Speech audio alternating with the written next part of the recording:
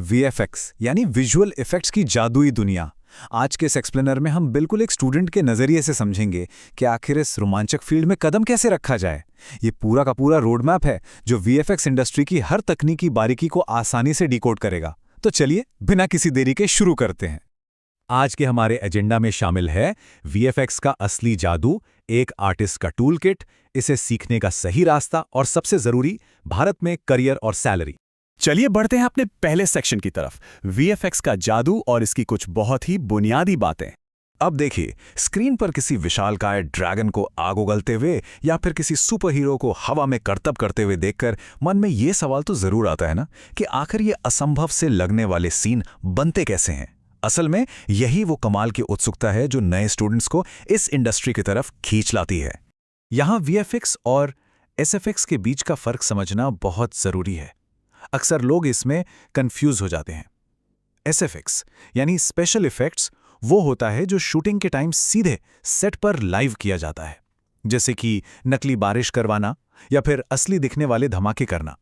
वहीं दूसरी तरफ वीएफएक्स यानी विजुअल इफेक्ट्स वो डिजिटल जादू है जो कैमरे के बंद होने के बाद यानी पोस्ट प्रोडक्शन में कंप्यूटर के जरिए जोड़ा जाता है। ग्रीन स्क्रीन और डिजिटल भीड़ इसके बढ़िया उदाहरण है।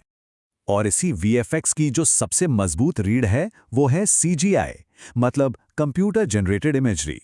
आसान भाषा में कहें तो इसी तकनीक का इस्तेमाल करके आर्टिस्ट बिल्कुल शून्य से एक पूरी की पूरी नई दुनिया बना देते हैं।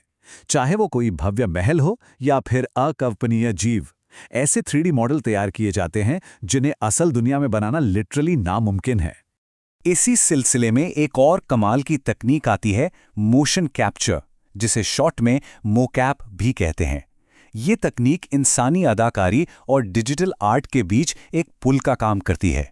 इसमें होता यह है कि एक असली इंसान के मूवमेंट्स को खास सेंसर वाले मार्कर सूट से रिकॉर्ड किया जाता है और फिर उस डेटा को किसी काल्पनिक डिजिटल कैरेक्टर पर लगा दिया जाता है।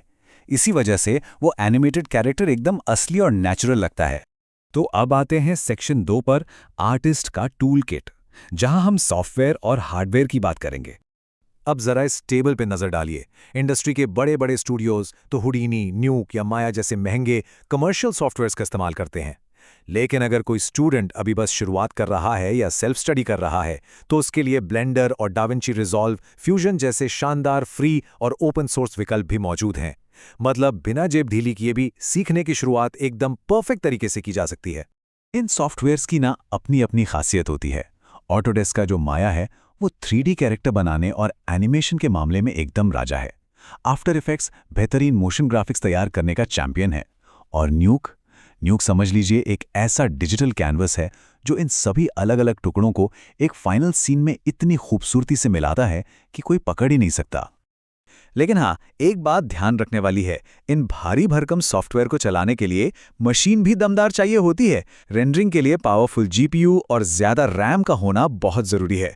और अगर कोई खुद से सीख रहा है तो यूट्यूब ट्यूटोरियल्स तो हैं ही, साथ ही रनवे एमएल या हाईटेम 3D जैसे आजकल के नए एआई टूल्स काम को बहुत ही तेज़ और आसान बना देते हैं।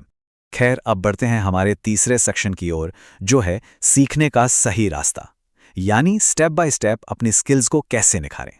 देखिए, इस फील्ड में ना ढेरों सर्टिफिकेट्स जमा करने से कुछ खास नहीं होता। असली फोकस होना चाहिए बुनियादी बातें समझने पर और किसी एक खास सॉफ्टवेयर में पूरी तरह से मास्टर बनने पर। अपनी सारी मेहनत और कला को दुनिया के सामने रखने के लिए एक तगड़ा पोर्टफोलियो या शोरील बनाना सबसे पहली और अहम सीढ़ी है। उसके बाद इंटर्नशिप से जो प्रैक्टिकल अनुभव मिलता है वो सच में गेम चेंजर साबित होता है। और सच कहें तो सॉफ्टवेयर चलाना तो कोई भी सीख लेगा यार, लेकिन इंसानी सोच के बिना सब अधूरा है। एक सफल आर्टिस्ट बनने के लिए रचनात्मकता, एक मजबूत विजुअल इमेजिनेशन और सबसे जरूरी बात, जटिल सीन्स को घंटों तक बैठकर परफेक्ट करने का अटूट धैर्य होना बहुत बहुत जरूरी है। अगर फॉर्मल एजुकेशन की बात करें तो भारत में स्टूडेंट्स के लिए कई शानदार विकल्प मौजूद हैं। NID Ahmedabad, BHU, VIT Vellore, Jamia Millia और मुंबई का एफएक्स स्कूल जैसे कुछ बेहद प्रतिष्ठित संस्थान हैं। ये न सिर्फ एक स्ट्रक्चर्ड ट्रेनिंग देते हैं बल्कि यहाँ से इंडस्ट्री के दिग्गजों के साथ अच्छे कनेक्शंस और प्लेसमेंट के मौके भी मिल जाते हैं। चलिए अब आते हैं इस रोड मैप के आखिरी और सबसे दिलचस्प सेक्शन पर, करियर और सैलरी, यानी हमारी मंजिल। वीएफएक्स इंडस्ट्री में ना कई सारी अलग अलग भूमिकाएं होती हैं। इसे ऐसे समझिए, एक तरफ होता है एनिमेटर, जिसका काम है बेजान 3D मॉडल्स में हरकत और जान फूंकना, और दूसरी तरफ होता है कंपोजिटिंग आर्टिस्ट। ये वो इंसान है जो उन एनिमेटेड चीज़ों को असली लाइव एक्शन फुटेज के साथ इतनी बारीकी से मिला देता है कि पर्दे पर सब कुछ एकदम असली लगता है। अब जरा इस चार्ट पर नजर डालते हैं जो भारत में कमाई की असलियत दिखाता है। एक फ्रेशर के रूप में शुरुआत थोड़ी साधारण लग सकती है, करीब 2.5 से 4.5 लाख के बीच। लेकिन जैसे जैसे अनुभव बढ़ता है और नई तकनीकी स्किल्स हाथ में आती हैं, वैसे वैसे ग्रोथ भी कमाल की होती है। एक सीनियर आर्टिस्ट या सुपरवाइजर के लेवल पर पहुंचने के बाद 10 से 20 लाख या उससे भी ज्यादा का पैकेज मिलना बहुत ही आम बात है। तो कुल मिलाकर बात यह है कि वीएफएक्स की दुनिया बहुत ही तेजी से बदल रही है और एआई जैसी चीजें इसमें नई संभावनाएं ला रही हैं। याद रखिए, ये तकनीकें इंसानों की जगह लेने के लिए नहीं, बल्कि हमारे काम को और भी बेहतर बनाने के लिए हैं। हर महान ब्लॉकबस्टर फिल्म के पीछे किसी न किसी की कुछ नया सीखने की जिद होती है। तो क्या आज इस एक्सप्लेनर को देखने वाला कोई स्टूडेंट कल का सबसे बड़ा वीएफएक्स आर्टिस्ट बन सकता है? बिल्कुल बन सकता है। आज के इस एक्सप्लेनर में बस इतना ही। हमारे साथ जुड़ने के लिए बहुत बहुत शुक्रिया।